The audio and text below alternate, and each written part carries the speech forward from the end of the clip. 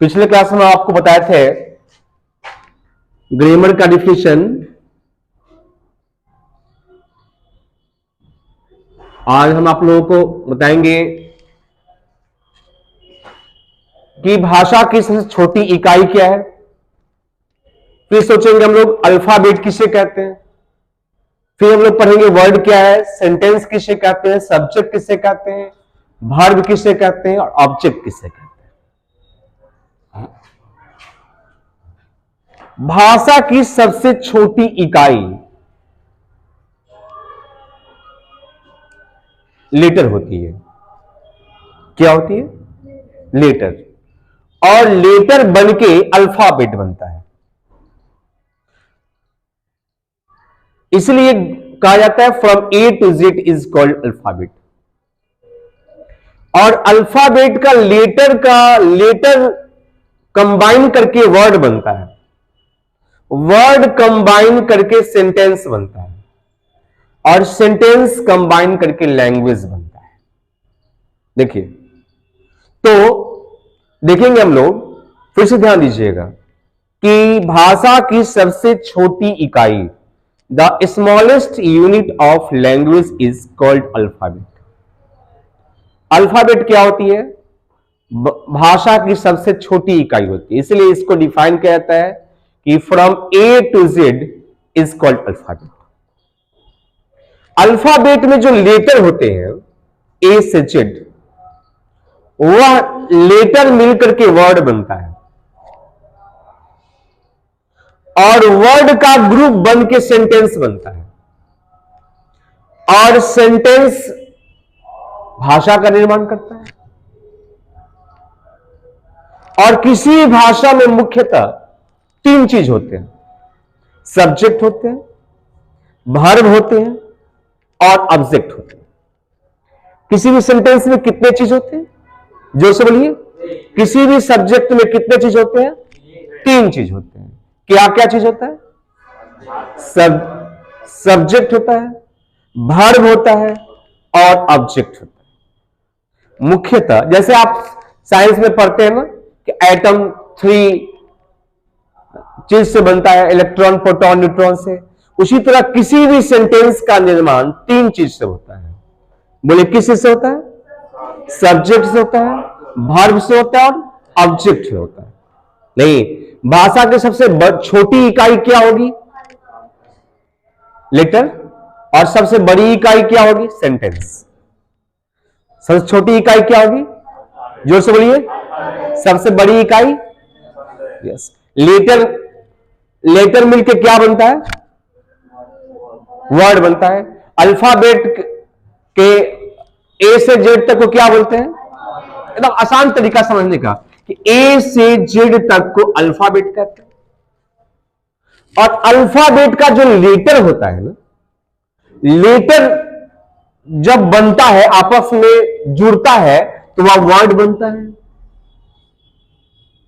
और वर्ड जब जुड़ता है तो सेंटेंस बनता है। इसीलिए कही जाती है कि alphabet is the smallest unit of language and sentence is the largest unit of language. किसी भी सेंटेंस में मुख्यतः तीन चीज होते हैं। क्या क्या होते हैं? बोलिए। सब्जेक्ट होते हैं, वर्ब होते हैं और ऑब्जेक्ट होते हैं। नहीं तो आप आज आपने पहला क्या समझा कि the smallest unit of English language is alphabet and the largest unit is called sentence. किसी भी अल्फाबेट में कितने लेटर होते हैं? 26 लेटर होते हैं। 26 में से 5 वॉवेल होते हैं, ए ई आई ओ यू, और जो रेस्ट होते हैं वह कंसोनेंट होते हैं। फिर मैंने आपको बताया कि अब देखिए वर्ड्स क्या है। वर्ड्स को आप इंग्लिश में कैसे डिफाइन करेंगे कि those group of letters that give a complete meaning. Those group of letters का अर्थ होता है कि वर्णों का समूह। जैसे अल्फाबेट में आप पढ़ते हैं ना कि ए से जेड तक अल्फाबेट है, तो ए, जैसे मैंने एग्जांपल बताया बुआ, बुआ क्या है? ये एक वर्ड है। वर्ड कैसे है यार? चूंकि बी ओ वाई तीनों का समूह है।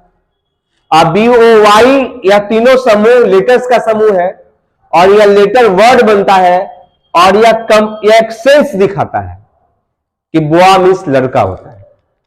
फिर मैंने एग्जांपल में आपको बताया कैमल।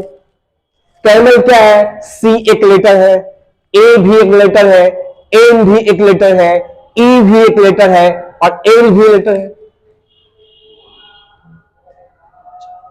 इसमें 4 लेटर है, 5 लेटर है कैमल में। पांचों का समूह मिलकर के एक क्या बनता है? वर्ड बनता है। नहीं तो सी क्या है? एक लेटर है, ए भी लेटर है। फिर आपने देखा फेयरी, फेयरी भी 5 वर्ड है इसमें। नहीं, एफ लेटर है, ए लेटर है, आई है, आर वाई। फेयरी मीन्स क्या होता है? परी होता है। फिर बुक, तो मैंने देखा कि those group of letters that give a complete meaning, बोलिए those group of letter which give complete meaning is called word. Those group of letter which gives complete meaning is called word. फिर words मिलकर क्या बनता है? Sentence. तो alphabet क्या है? Smallest unit है और लार्जेस्ट यूनिट कौन है? सेंटेंस। किसी सेंटेंस में कितने भाग होते हैं? मुख्यतः 3। कोई भी सेंटेंस मुख्यतः किन चीजों से बनते हैं? 3 से, सब्जेक्ट से, भाग से और ऑब्जेक्ट से। फिर फिर देखेंगे हम लोग सेंटेंस क्या है। तो है कि एक, बोली a combination of words that makes a complete sense is called sentence. शब्दों का वह संयोग जो पूर्ण भाव बनाए उसे हम लोग वाक्य कहते हैं। जैसे देखिए, कॉम्बिनेशन जो शब्द बना है वह कंबाइन से बना है, COMBINE। कंबाइन का अर्थ होता है संयोग करना। COMBINE, कंबाइन मीन्स संयोग करना होता है, यानी मिल जाना। जैसे आप लोग पढ़ते हो ना कि केमिस्ट्री में कि H2+O कंबाइन करके H2O बनाता है।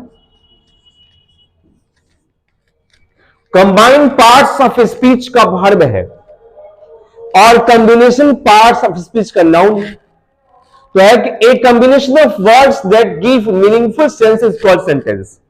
शब्दों का वह संयोग जो सार्थक भाव प्रदान करता हो उसे हम लोग वाक्य कहते हैं। जैसे एग्जांपल में है हिमांशु टीचर्स इंग्लिश।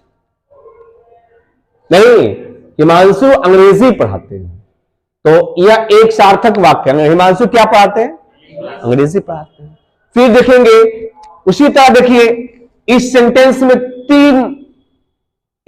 को 3 भागों में मुख्यतः विभाजित किया गया है, हिमांशु, टीचर्स और इंग्लिश। तो हिमांशु सब्जेक्ट है, टीचर्स वर्ब है और इंग्लिश ऑब्जेक्ट है। कैसे है भाई? डिफिनेशन है सब्जेक्ट का कि the door of action in sentence is called subject. जो वाक्य में आकर के काम करता हो, डू मतलब करना और ईआर मतलब करने वाला। ऑफ एक्शन इन सेंटेंस, जो वाक्य में आकर के काम करता हो उसको कर्ता कहते हैं। जैसे एन हिमांशु टीचर इंग्लिश। और ध्यान देना है कि जब किसी भी वाक्य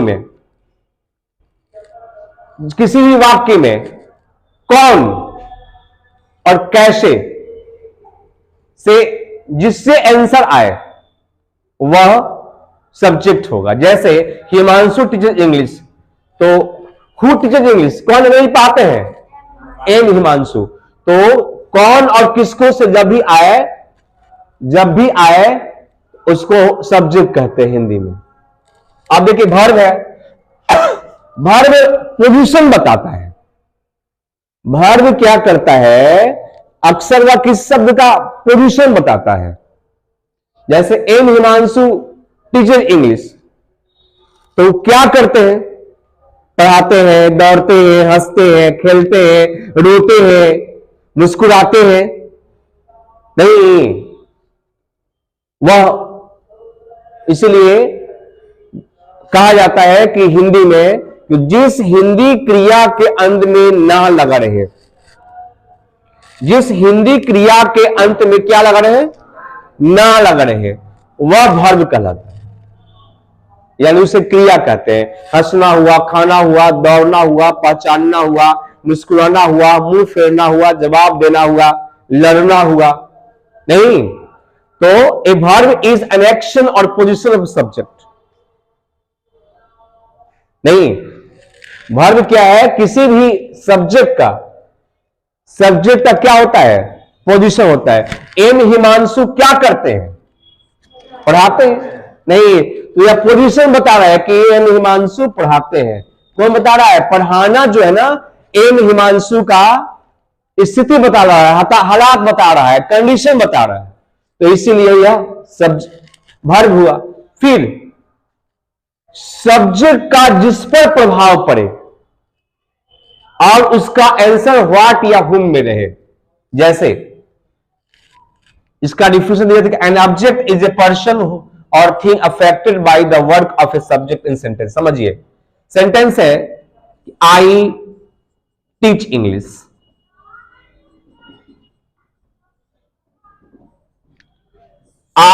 आई तो डोर हो गया, काम करने वाला, सब्जेक्ट हो गया।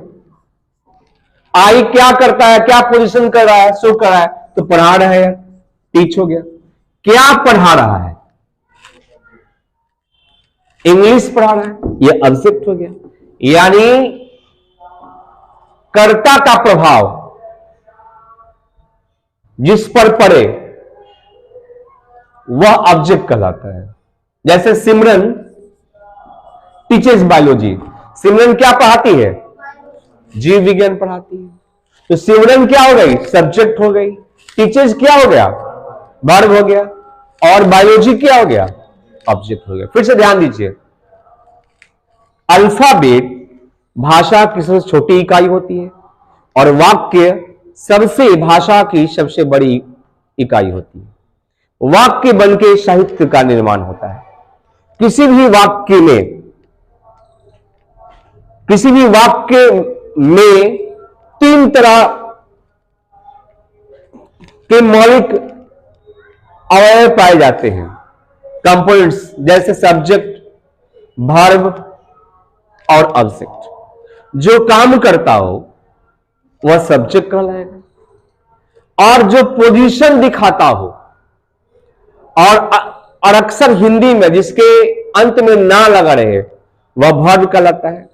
और सब्जेक्ट जिसको प्रभावित करे, जिस शब्द को या सब्जेक्ट पर जिसका प्रभाव हो, वह ऑब्जेक्ट कहलाता है। समझ